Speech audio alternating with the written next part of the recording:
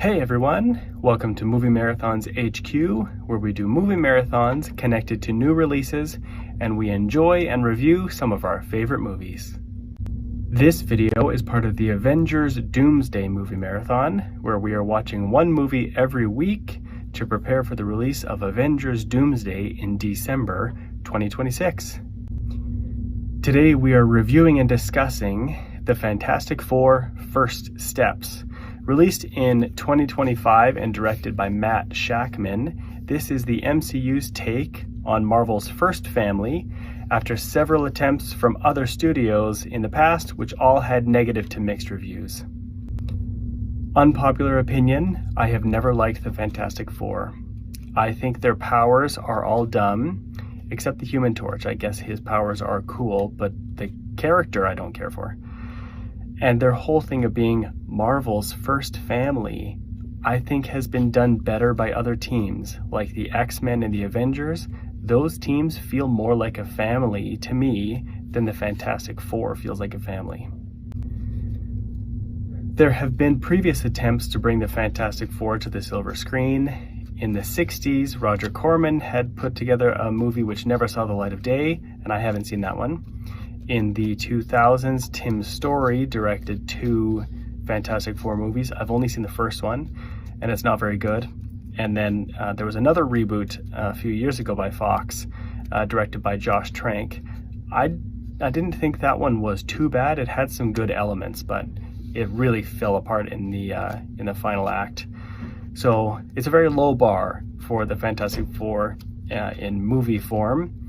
The director of this movie, First Steps, is Matt Shakman, who directed all of the episodes of WandaVision on Disney+. I thought that was a very good show, but directing episodes in a TV show versus directing a feature-length film are very different jobs, so I was still not totally sure on him as a director.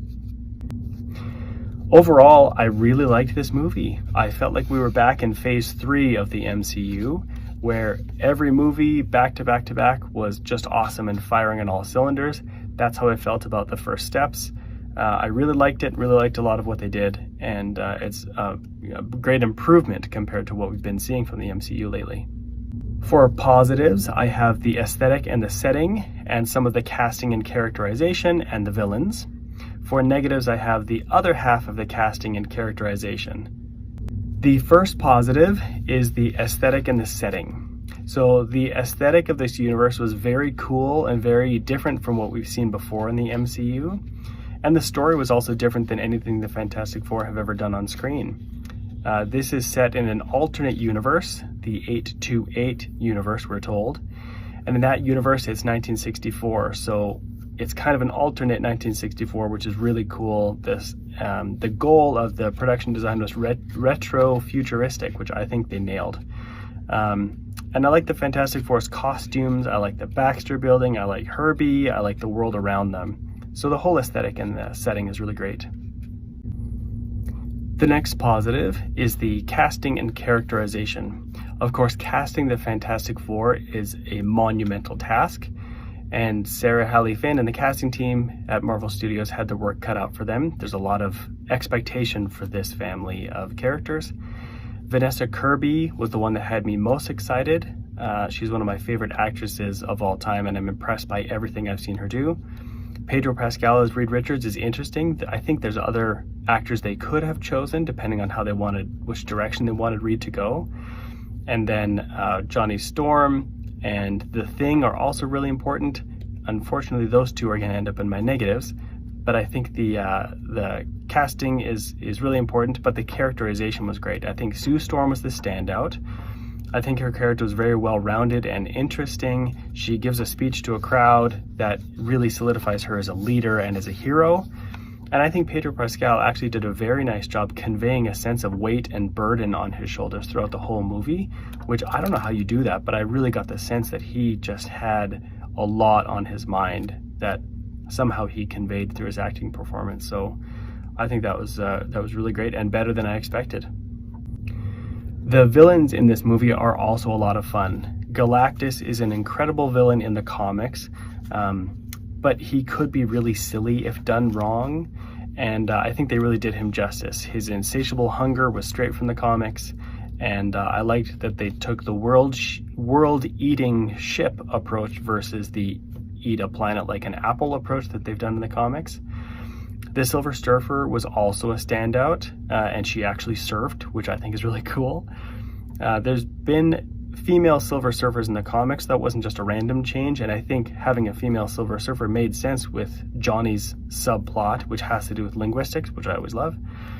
And then they even had a way to incorporate Mole Man, who's a classic Fantastic Four villain, into the story, and it made sense. For negatives, I have the rest of the casting. So as I said before, the casting of the Fantastic Four is a monumental task and tough for anybody who tries to take it on. And I don't think the casting was bad or wrong for the other two characters in the Fantastic Four. I just think they were forgettable.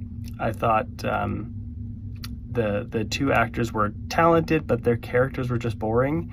Both Johnny Storm and Ben Grimm had little side plots, and I think Johnny's was interesting because, as I said in my X-Men First Class review, I'm a language nerd, and that one, his little side plot had to do with language and linguistics, which was fun. And then they had a side plot for Ben Grimm that I just think derailed the movie every time it cut to it. I didn't understand why we were there or what the purpose was. Maybe I just missed it, but I just feel like the characterization of those two characters was pretty boring. Now, how might the Fantastic Four first steps connect to Avengers Doomsday? Well, this movie has the most direct connection to Doomsday than any other movie in the movie marathon so far, and probably overall. That's because in the post-credits scene, set 5 years later in the future of this universe, we see a green-cloaked figure holding a metal face mask approach the child Franklin Richards, and then it cuts to black. So clearly this is the first appearance of Doctor Doom in the MCU. All we know for now is that the movie is called Avengers Doomsday, meaning that he's the villain, and we know that he will be portrayed by Robert Downey Jr.